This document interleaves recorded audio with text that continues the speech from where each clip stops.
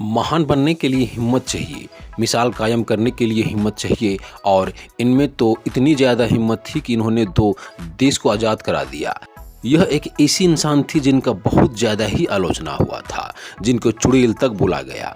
इनको खुद की ही पार्टी वालों ने कहा कि आप इस्तीफा दे दो। इतने सारी कठिनाइयों का सामना करके इन्होंने देश के लिए काम किया, इन्होंने गरीब के लिए काम किया, भारत को साइंस टेक्नोलॉजी के मामले में बहुत आगे लेकर आई, गरीबी हटाओ नारा दिया। जी हाँ, हम बात इंदिरा गांधी की कर रहे हैं। इंदिरा प्रियदर्शनी गांधी वर्ष 1966 से 1967 तक लगातार 3 पारी के लिए भारत गणराज्य की प्रधानमंत्री रही और इसकी बारी चौथी पारी में 1980 से लेकर 1984 में इनकी राजनीतिक हत्या कर भारत की प्रधानमंत्री रही। वे भारत की प्रथम और अब तक एकमात्र महिला प्रधानमंत्री रही। इंदिरा का जन्म 19 नवंबर 1917 को राजनीतिक रूप में प्रभावशाली नेहरू परिवार में हुआ था। इसके पिता जवाहरलाल नेहरू और इनकी माता कमला नेहरू थी। इंदिरा को उनका गांधी उपमान फिरोज गांधी से विवाह के पश्चात मिला था। इनके पिता जवाहरलाल नेहरू भारतीय स्वतंत्रता आंदोलन के एक प्रमुख व्यक्ति थे जो आज़ाद भारत के प्रथम प्रधानमंत्री रहे। 1934-35 में अपनी स्कूली शिक्षा पूरी करने के पश्चात इंदिरा ने शांति निकेतन के रविंद्रनाथ टैगोर द्वारा निर्मित विश्व भारती विश्वविद्यालय में प्रवेश लिया। रविंद्रनाथ टैगोर ने ही इन्हें प्रियदर्शनी नाम दिया था, जिनके पश्चात यह इंग्लैंड चली गई और ऑक्सफोर्ड विश्वविद्यालय की प्रवेश परीक्षा में बैठी, परंतु यह उसमें विफल रही और ब्रिटेन के बैडमिंटन स्कूल में कुछ महीने बिताने के पश्चात 1937 में परीक्षा में सफल होने के बाद इन्होंने सोमवेरी कॉलेज ऑक्सफोर्ड में दाखिल लिया। दोस्तों, इस समय के दौरान इनकी अक्सर फिरोज गांधी से मुलाकात होती थी, जिन्हें यह इलाहाबाद से जानती थी और जो लंदन स्कूल ऑफ इकोनॉमिक्स में अध्ययन से हुआ। दोस्तों, 1959 और 1960 के दौरान इंदिरा चुनाव लड़ी और भारतीय राष्ट्रीय कांग्रेस की अध्यक्ष चुनी गई। उसका कार्यकाल घटनाविहीन था, वो अपने पिता के कर्मचारियों के प्रमुख भूमिका निभा रही थी।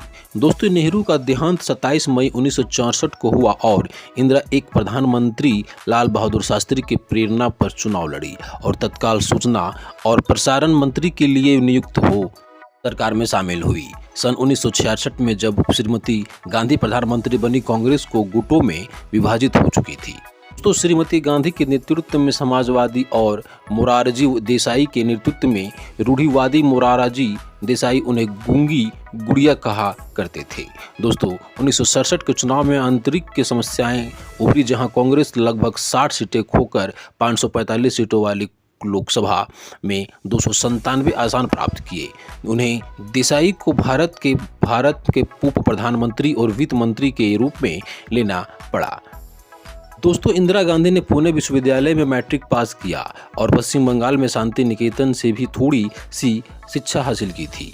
इसके बाद वह आगे की पढ़ाई के लिए स्विट्जरलैंड और लंदन में भी सोमरवेली कॉलेज के ऑक्सफोर्ड विश्वविद्यालय में पढ़ाई करने गई थी। साल 1936 के दौरान उनकी मां कमला नेहरू तपेदिक की बीमार हो गई और जिनके बाद उन्होंने पढ़ाई के दौरान ही इंदिरा ने स्विट्जरलैंड में कुछ महीने अपनी बीमार मां के साथ बिताए थे। इसके बाद कमल नेहरू की मृत्यु के समय उनके पिता जवाहरलाल नेहरू भारतीय जेल में बंद थे। इंदिरा गांधी जब इंडियन नेशनल कांग्रेस की सदस्य बनी तब उनकी मुलाकात फिरोज गांधी से हुई। फिरोज गांधी उस दौरान पत्रकार और यूथ कांग्रेस के महत्वपूर्ण सदस्य थे। 1941 में अपने पिता की असहमति के बावजूद भी इंदिरा गांधी ने फिरोज गांधी से शादी कर लिया था। इंदिरा गांधी ने पहले राजीव गांधी और उनके 2 साल बाद संजय गांधी को जन्म दिया था।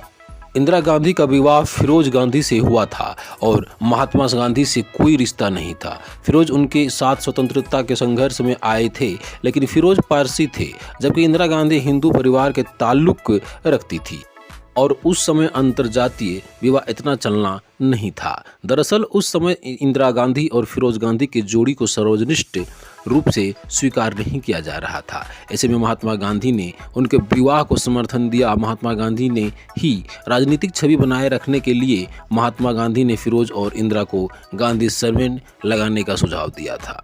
दोस्तों, स्वतंत्रता के बाद इंदिरा गांधी यानी पंडित जवाहरलाल नेहरू को देश का पहला प्रधानमंत्री बनाया गया। तब इंदिरा गांधी अपने पिता को और बच्चों के साथ दिल्ली शिफ्ट हो गई थी। उनके दोनों बेटे उनके साथ आए, लेकिन उनके पति फिरोज गांधी ने इलाहाबाद में ही रुकने का निर्णय लिया, क्योंकि फिरोज गांधी उस दौरान नेशनल हेराल्ड में एडिटर के पद पर काम कर रहे थे। यह न्यूज़पेपर की शुरुआत मोतीलाल नेहरू ने किया था। दोस्तों, इस तरह का अपडेट पाने के लिए आप हमारे वीडियो को लाइक, शेयर और चैनल में नए हैं तो चैनल को सब्सक्राइब जरूर कर लें।